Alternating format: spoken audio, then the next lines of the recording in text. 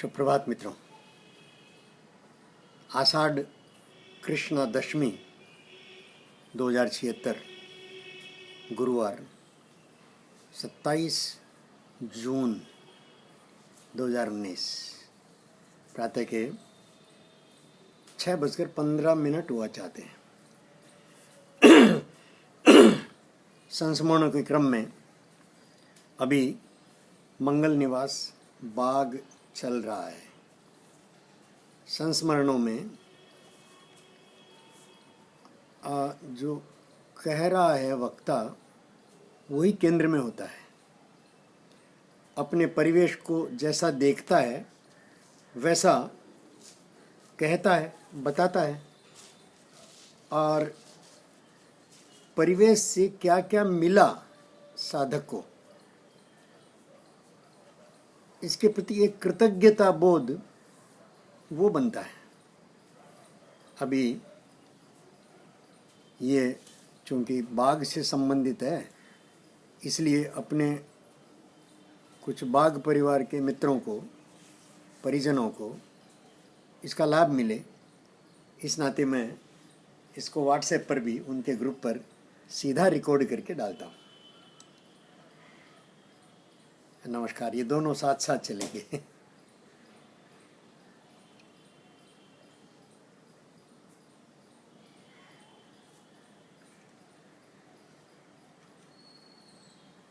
मैं शादी करके अपने ननिहाल बाग गया था सहधर्मिणी के साथ। 11 दिसंबर 1975 आपातकाल में शादी हुई थी, और संभव है कि फरवरी के तीसरे सप्ताह में हम दोनों बाग पहुँचे थे। बाग में सीधा जो सामने बड़ा कमरा है उसमें नाना जी, मैं शादी करके जी वो बीच में कट गया, ननिहाल बाग गया था सहधर्मिणी के साथ।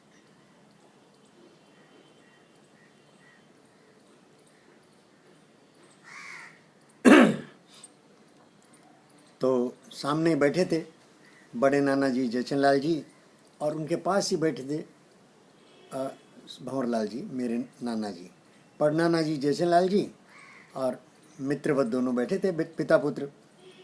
हम दोनों ने प्रणाम किया। हल्का सा धुंधल का अंधेरा था, दिन में बत्ती नहीं जलाया करते थे, तो कमरा बड़ा था, ऊंचाई लगभग 14-15 फीट रही होगी, ज़्यादा ही होगी। तो और बहुत लंबा चौड़ा बड़ा हॉल की तरह, तो इतना बड़ा हॉल भी नहीं होता।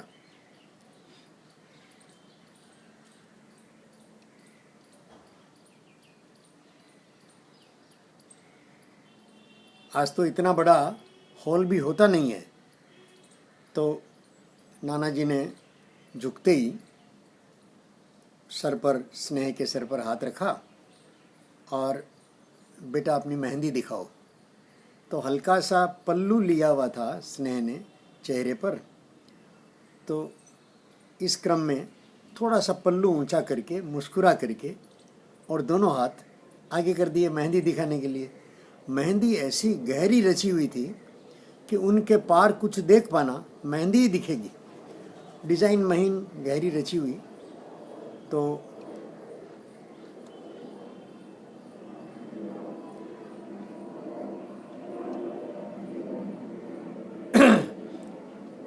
मेहंदी देख करके, और ठीक है बेटा सुखी रहो, ऐसा कह करके स्नेहलता अंदर चली गई।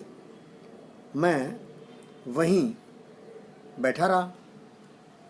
स्वाभाविक है, स्नेहलता ने अंदर सबको प्रणाम किया होगा, साथ में कोई लड़कियां रही बाग परिवार की, वो उनको बहुत खुशी खुशी, पहली बहू आई है, सबसे मिलाने प्रणाम कराने। तो इधर बड़े नाना जी जयचंद लाल जी मेरे सर पर हाथ रख के बोलते हैं, सुखी रहेगा, लड़की तेरे को सुखी रहेगी, बहुत ऊंचे घराने से आई है, भागन है। तो अब वो उनके सुपुत्र भंवरलाल जी पास ही बैठे थे। उन्होंने मित्रवत कहा, कहीं देख लियो, 1 मिनट मेहंदी देखी बागण है, अरे कितनी लंबी लंबी चौड़ी बात, मन तो की घूंठा पड़ियो। तो वो बोले डफोल है मैंने मेहंदी थोड़ी देखनी। दोनों हाथों की रेखाएं देख ली। ओह, मैं हैरान रह गया। छोटा ही था, 25 साल का था, युवक था, कि नाना जी को ज्योतिष का भी ज्ञान है, बड़े नाना जी को। ओहो, फिर का तो बड़ा घर आई था न क्या पड़ियो वो भंवरलाल जी। तो बोले डफोड़ नाक को हीरो कौन दिखोगे, बड़ो हीरो है। ओहो, हीरे को भी पहचान लिया उतनी देर में।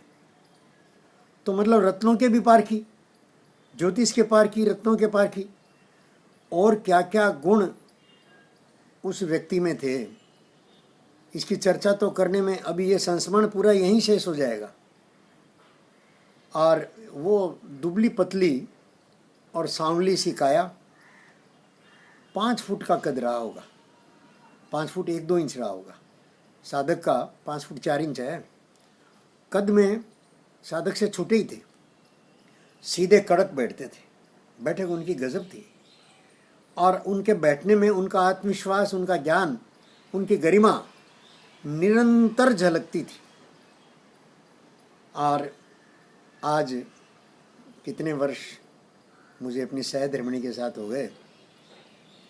मैं कई बार कहा करता हूँ अपने बच्चों से भी, उसको भी, और मित्रों से भी, कि ये मेरे कई जन्मों के सुकर्मों के पुण्यों का फल है। मैं बहुत कृतज्ञ हूँ कि मुझे अपने पूज्य नाना जी का इस प्रकार से सहयोग मिला, साथ मिला। उन्होंने जो कहा, मुझ में तो बहुत दोष मित्रों, आप सब जैसे जैसे आगे बढ़ेगी बातें वैसे वैसे प्रकट होंगे। लेकिन मेरी सहधर्मिणी पूरे परिवार को एक रखने में सबका स्नेह पाया है, सबसे आदर पाया है। उसके कारण से मेरी आज कहीं पूछ है तो है, अन्यथा मुझे तो कोई बात करने लायक समझता नहीं है मित्रों। घोषित रूप से अपने ही स्वजनों द्वारा मैं उनके सामने झूठा हूँ। मैं बहुत कृतज्ञ हूँ कि मुझे बहुत कुछ मिला। अगला संस्मरण, मुझे नाना जी के बारे में बहुत सी बातें मुन्ना मामा जी ने बताई। तो मुन्ना मामा जी मेरे मित्रवत, लगभग समान उम्र के हैं, 1-1.5 साल बड़े होंगे मुझसे। हमने बहुत साथ साथ समय बिताया है। अगला संस्मरण उनको लेकर के, उनके मुंह से जो नाना जी की और परिवार की कथा सुनी हुई है, उसकी एक आध चर्चा करेंगे। नमस्कार। तो इस प्रकार से मित्रों, ये जो संस्मरण है वो अपने लिए ही होते हैं। वो संस्मरण सारे अपने ही लिए होते हैं।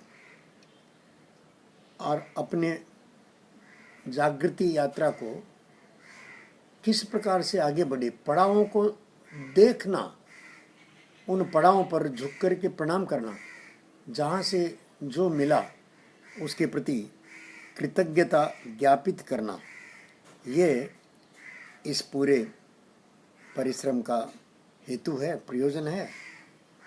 दोनों को साथ साथ टेप करने में और कुछ कहने में भी अटपटापन आता है। मैं व्हाट्सएप पर बहुत थोड़ा डालता हूँ, व्हाट्सएप पर कट कट के गिरता है, और देखें कैसे क्या चलता है। नमस्कार करता हूँ।